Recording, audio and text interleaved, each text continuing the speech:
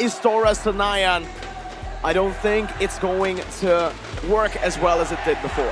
With thousands in attendance, Biget Troopers, Sonics, and all. Welcome to game number 1. This here is Bigetron Alpha versus ONIC. And we see Superken starting on the purple, and it's likewise for Kyrie. Let's see here, Super Ken on this Alice. Let's talk a little bit about this because we have seen it before in Season 11.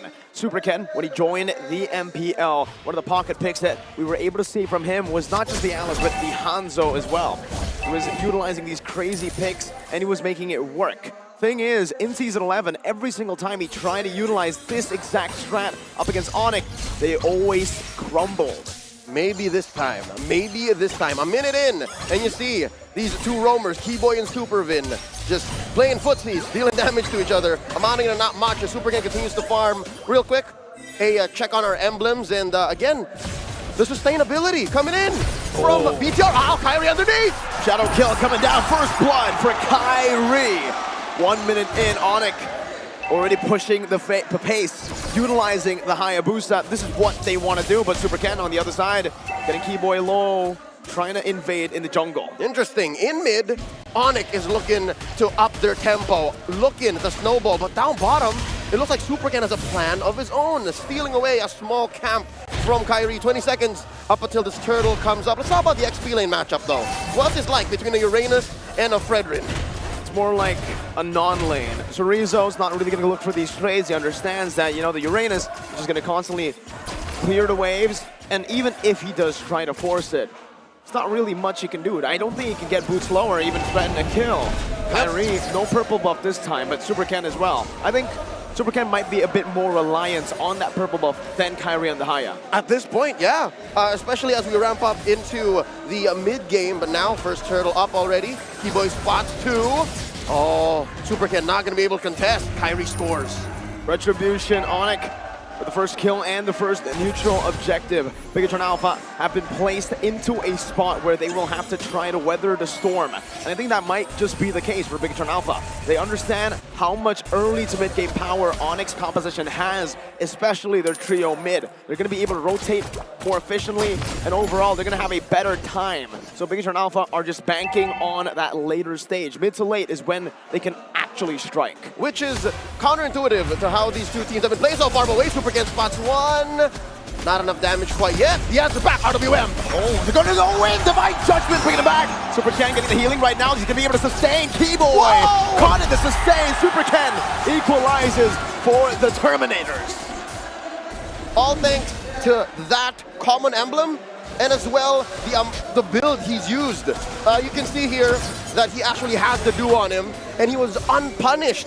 ONIC seems to have miscalculated the amount of damage and aggression they can put on a single hero in that mid-lane engagement. So with that, I'd say even if ONIC does have a 700 gold lead, even if they do have Turtle, this early game isn't as quite a big dub for them. Bigetron Alpha, I'm loving it. If they want to make it to the late game, this is definitely the way you want to go.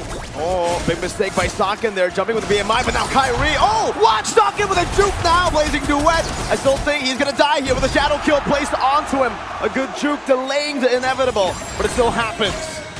It took him a second or two longer to go down, but ONIC still got their prey, and now 1,000 gold ahead. Let's see how much more pressure they can apply on the map, how much more they can deny Bigetron Alpha, the late game scaling that they so badly need. More now at the 4-minute mark than ever in this game 1. Bigetron Alpha are crossing the river, and they're looking to posture up for this turtle, but it's not going to be for free. Down bottom. They're looking for a dive here. Oh, good escape away from the real world manipulation, but Keyboy still wants to dive right now. Socken waiting on the BMI, perfectly timed now, jumps back. Weak side, but Socken says it's all good. 3-man gank, this should give over. Super Ken, a free turtle up top. Oh, Vin's very low. Boots wants something. Put in some stacks on. He needs one more. There's the heal. The bloom coming in clutch for Super Vin, getting him back to an HP bar that is not there. That can be risked. Boots not able to kill him. Mastery mechanics, not just in that engagement up top, but even down bottom for Bigetron Alpha. Socken using to its maximum potential the damage reduction underneath that gold shield on his turret. 25%, folks, that's huge, especially when you're looking at, what, quarter built items on early game heroes. Now Keyboy gets spotted. Oh, Divine Judgment and the Shadow Kill used up onto Superfin. Now it's Ken and Moreno forced back out of their own jungle. And Kyrie, despite it only being a 2,000 gold lead, he is up 2 levels earlier. Now Super Ken finally getting back in. Sakin forced back Kyrie. Oh, the Shuriken's here! Sakin pops in a Blazing Duet, has that Brave Smite, keeps him alive. Just barely though. And here you see ONIC are limit testing. They're seeing how much they can get away with and how much pressure they can put on to Sakin. And here up top we see again the non-battle, the non-lane between these two just hunks of meat, Chorizo and Boots. Down bottom, the first turret goes down. ONIC scoring, again shrinking the space that Sakin can take farm from. And this is going to be a very, very good position that ONIC can utilize to further capitalize, to further take their lead in towards the mid-game. Neutral objective control will still be on their side with Sakin falling so far behind. Taking a look at the gold lead, yep, almost 1,000 between the gold laners. And for CW, remember, 1,000 gold lead normally would already be big. On a 1-1, it's even bigger because CW has not built any defensive items, hasn't built boots at all. It is full damage. And he's greeting out.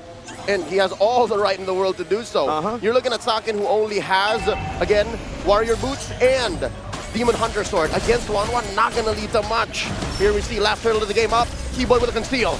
Retribution battle. It's going to be Super Ken who wins it right now. Chorizo taunts them up in the back. Boots also doing the same thing. Sakin with the Blazing Duet, unable to kill anyone down. Boots is acting as a distraction. CW looking for all the weakness points, but Chorizo flickers out the safety. CW pops in to Inspire, but gets chunked down. And Bigetron Alpha, they go back. Appraiser's Wrath coming down on Boots, but again, it's only onto Boots. CW Airlines fails to take off. One-way trip to Game 1 victory delayed.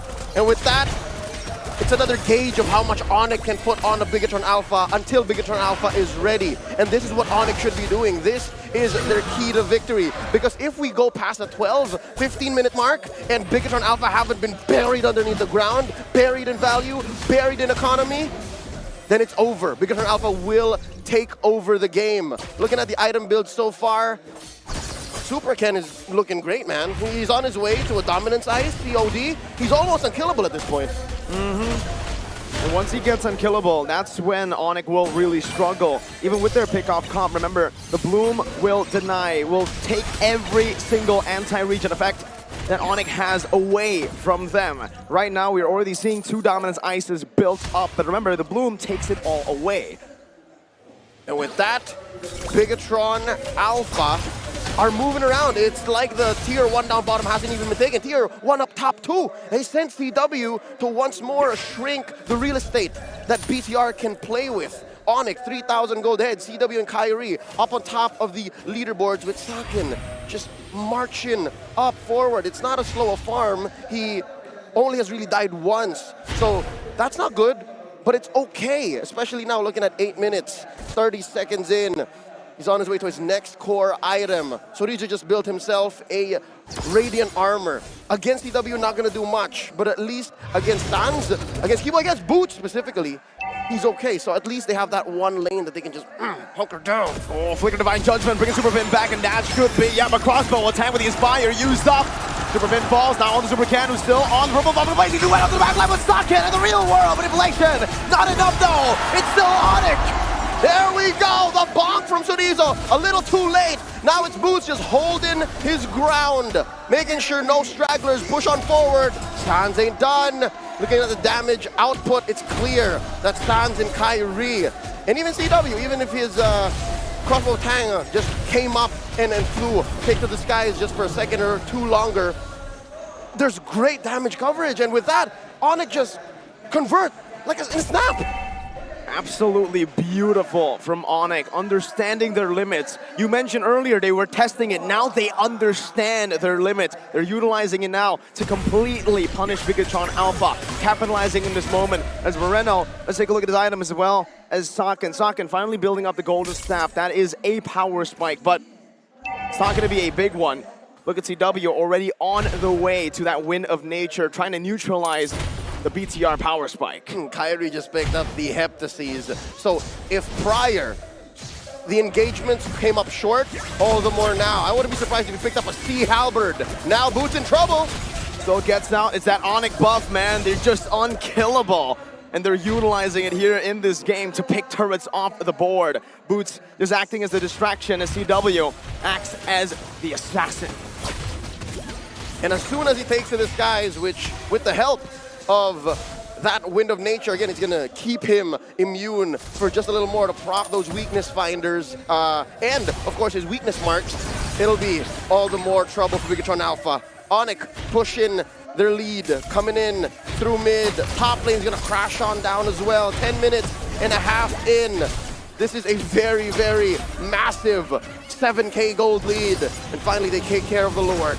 Oh, Kyrie jumping in, looking for the shadow kill, but he will just hold on to it. Lord cleared up top by Staken and Super Ken.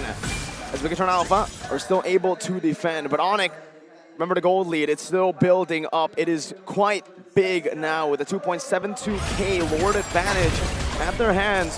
It basically forced Bigetron Alpha in their base. Now they're forced to just turtle and farm in their base. My God, look at Birthday Boy. Look at Sans here. In some parts of the world, you could argue it's still his birthday. Yeah. So the buff is still active, and he is playing this Valentina to a T. The burst is there, the acquisition of ults on point too, and that's what bought here. ONIC, this huge lead. Approaching this Lord, 45 seconds in. Where else can Bigetron Alpha find value? You said that they're going to turtle up. You said that they're going to try to stay in. When ONIC starts to freeze, there are no stacks for Super Ken to get. Not at all, and that's why it's just so brilliant from ONIC. They understand that if you want to go for a composition like this that tries to weather out the storm, if the storm is too massive, if it was just literally a natural disaster that just takes you out, there's not much you can do against it. A force of nature, an act of God. And that is but what ONIC is bringing. So these are spotted. Of course, ONIC not going to oblige. Oh, RWM! Oh, CW is still able to fly right now. Gets out. He's fire popped in. Super Ken caught in the bad situation. The Bloom is able to help him out, but not for long. As Kyrie disintegrates the back line. Now the shadow kill. Been able to flicker out, but Super Ken's down. So Rizzo surviving barely. ONIC happy with what they got. A pick off on a key hero. Super Ken could not do anything with the suppress laid on him by Keyboy. And now ONIC are going to convert straight into this luminous Lord. They've enhanced 12 minutes in, and now with the Starlium, wow, Sans Starlium Scythe. You can see the confidence here from Sans. He's been recalling non-stop, and Keyboy's following through as well. It's the Sans and Keyboy recall special. It's a deadly duo. They not only wreck you and ruin you in game, but also your mental. You can only imagine what Bigetron Alpha is going through right now. They can't even leave their base, and they have to plan for the defense of a lifetime. Luckily, they have great high ground defense, but how far can that take you? Lord crashing in the mid. That's the base turret taken down. Bottom lane also coming down as CW is able to do quick work. Whoa, Kyrie with a shadow kill, only onto the minions right now. Super Ken's gonna be able to jump into the back. But Sakin gets bursted down. Now the crossbow attack, and he's fired. They're gonna crunch in his spot, placed in time, but he will fall. 13 minutes in, and ONIC will wipe BTR down to their last member. The Terminators have done well to go by their word and knock out all of the Filipino teams, but here it looks like Raja Langit still reigns supreme. Game 1 goes to ONIC. ONIC